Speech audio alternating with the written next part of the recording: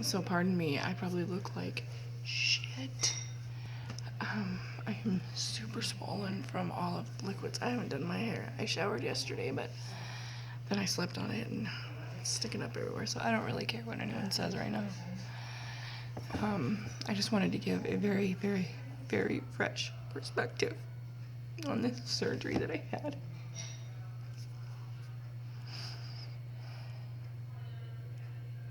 This sucks. There's no better way to say it. I got up and was so excited on the morning of the 19th. I got in the shower and I was just so overwhelmed with this new step that I was about to take. And I got there and everything went pretty smooth and as could be.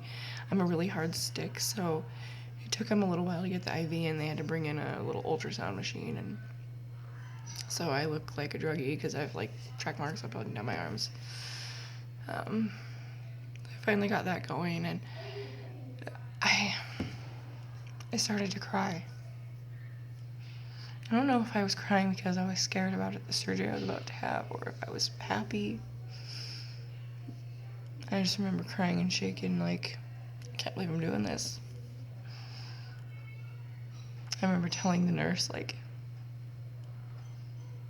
if there was any other way, if I could have lost this weight any other way, and it would have just stayed off and just worked with me instead of against me, I'd have done it. They rolled me back into the surgery room and popped me into another bed and shoot some happy stuff into my IV, put a mask on my face. The next minute, I know I'm waking up from surgery.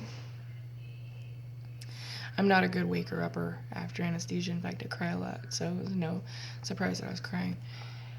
But I was more crying because I was in such an incredible amount of pain.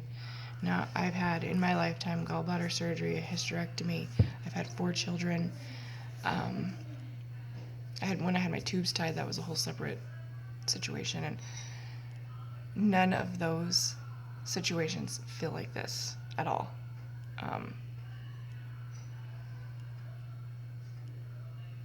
My friend had mentioned when she had her surgery that it felt like somebody had gone in and put all of her guts in a blender and mixed them up. And I, obviously not going through the surgery yet, had no idea what that actually felt like. And I have to admit, that is a very, very good description. So I finally get into my room and I'm just sore. The gas sat right underneath here. So they inflate you up, or they blow you up with gas so they can see in with all their tools and instruments. And so you're just filled with gas and you have to figure out how to pass that gas and how to get it out. So you're rocking and you're walking if you can, and it's highly encouraged to walk. So I was doing everything by the book. Every hour I was getting up and walking, but I could only walk as much as they had time for because I had all of these restrictions on the outside of my door, like nothing by mouth. I couldn't have anything but ice chips. I couldn't leave my room unless I was accompanied by a nurse. I was a fall risk. Like, I had all of these things. So whenever a nurse had time for me in that hour, I just took it, and that's when I went and walked. It was excruciating. And the gas just did not come out. And then the next day, I was told if I could do 4 ounces of liquids that were on this sheet, then consecutively, so 4 ounces every hour for 3 hours, then I could go home. Now the thing is, I wasn't ready to go, but I wanted to sleep in a normal bed without a nurse coming and bugging me every 2 hours. So I was willing to do whatever they wanted me to do. And I was terrified because I didn't know how big my stomach is. I don't know how much I can have. But I did all of that. And then they came back in and said, well, you're supposed to continue to do that. It was a miscommunication, so we need you to do 2 more hours. But I had already been doing so much that I could tell for the first time where my stomach was located. So under here somewhere in this general area is my stomach. And it was hurting. It was like, we're new. Please stop filling us with junk. I was drinking the Ensure shake, little ounce cups of Ensure. I was drinking the chicken broth and the water, and I had a popsicle, and just trying to get all of these in so that I could go. And then I started to feel really sore and get really sick. And it was pretty hard.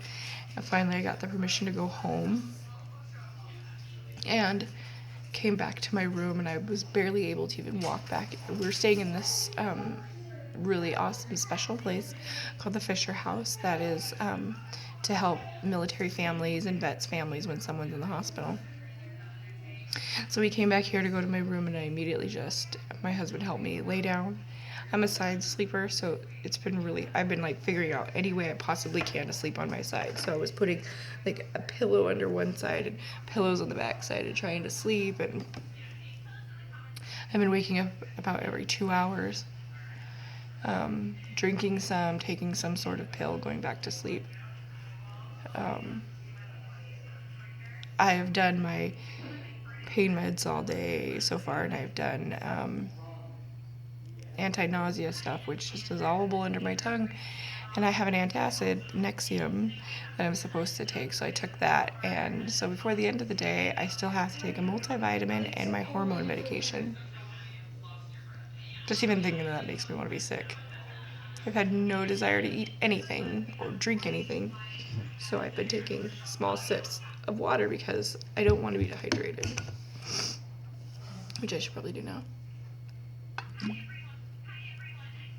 Like literally and I can feel as it goes down, and then it settles in here, and then it's this really loud noise in my stomach.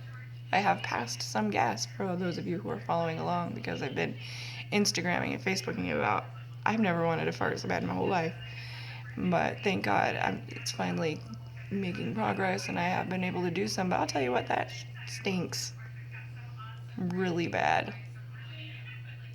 That's not cool at all whatsoever. I'm glad I'm here and that nobody's around, because people would be like, run away, run away. So anyway, this is a really long video, but I wanted you guys to have the very, very fresh perspective of this surgery. And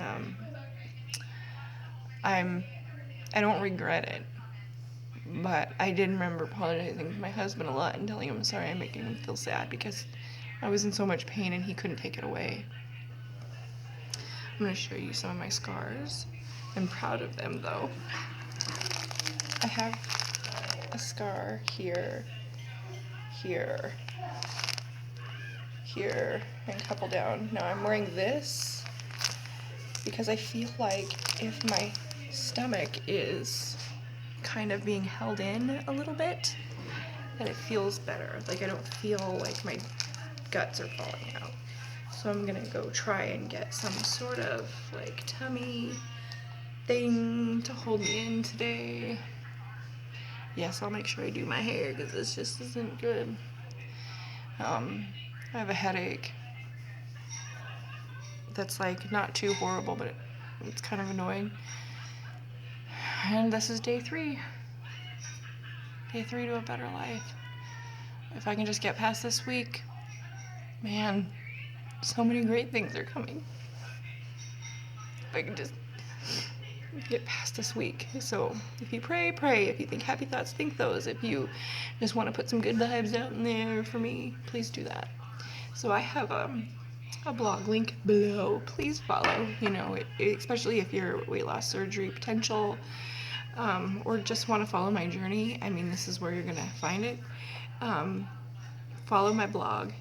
Click subscribe so that you are caught up on all of my videos, and like it. Share these videos on Facebook. You never know which one of your friends is looking down this journey and might need a real perspective on what's going on. So thank you so much for watching this uber long video, and I hope you all have a really great week. Bye.